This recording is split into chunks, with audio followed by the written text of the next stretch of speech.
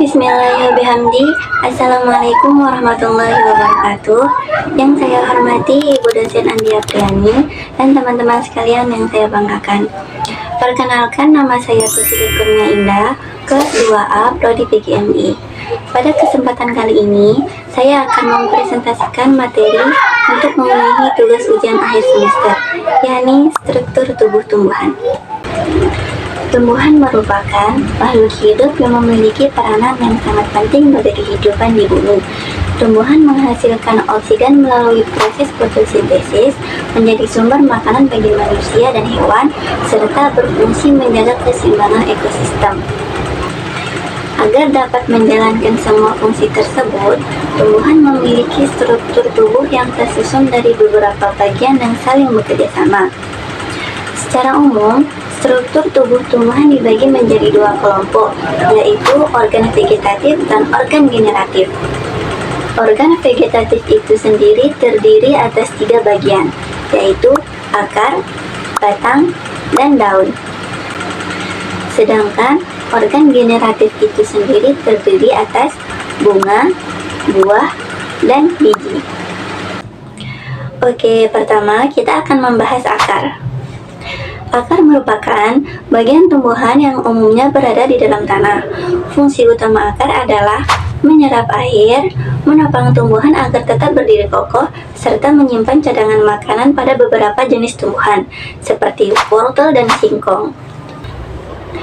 Berdasarkan bentuknya, akar dibedakan menjadi akar tunggang yang dimiliki tumbuhan dikotil, serta akar serabut yang dimiliki tumbuhan monokotil. Bagian selanjutnya adalah batang.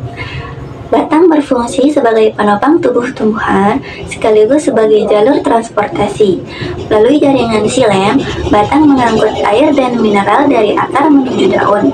Sementara itu, jaringan phloem mengantarkan hasil fotosintesis dari daun ke seluruh bagian tumbuhan.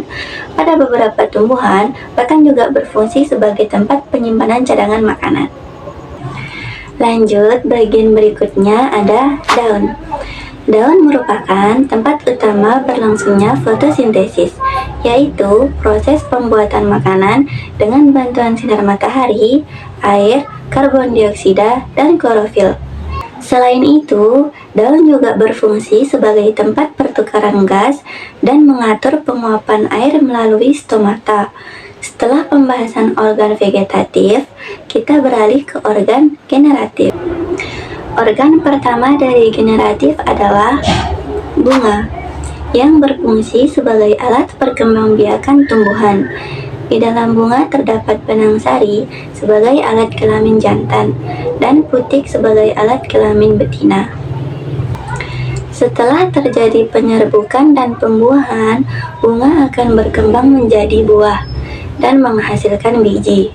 Buah berfungsi melindungi biji, sekaligus membantu proses penyebaran biji ke berbagai tempat. Selain terdiri atas organ, tubuh tumbuhan juga tersusun atas berbagai jaringan, seperti jaringan meristem, berfungsi untuk pertumbuhan, jaringan epidermis, melindungi permukaan tumbuhan, jaringan parenkin, menyimpan cadangan makanan. Sementara itu, biji mengandung embrio atau calon tumbuhan baru yang akan tumbuh menjadi individu baru apabila berada pada lingkungan yang sesuai. Sebagai contoh dalam kehidupan sehari-hari, wortel memanfaatkan akar sebagai tempat penyimpanan makanan, kentang menyimpan cadangan makanan pada batang, bayam dimanfaatkan bagian daunnya, sedangkan mangga menghasilkan buah yang berasal dari bunga. Jadi, semua bagian tumbuhan itu saling berhubungan ya, dan tidak dapat bekerja sendiri. Akar menyerap air dan mineral, batang menganggutnya ke daun, dan daun menghasilkan makanan melalui fotosintesis, kemudian hasilnya diedarkan ke seluruh tubuh tumbuhan. Selain itu, bunga menghasilkan buah dan biji sebagai proses perkembangbiakan. Sebagai kesimpulan, struktur tubuh tumbuhan terdiri atas organ vegetatif yaitu akar, batang, dan daun, serta organ generatif yaitu bunga, buah, dan biji. Setiap organ memiliki fungsi yang berbeda, tetapi saling bekerja sama untuk mendukung pertumbuhan, kelangsungan hidup, dan perkembangbiakan tumbuhan. Mungkin itu saja presentasi dari saya.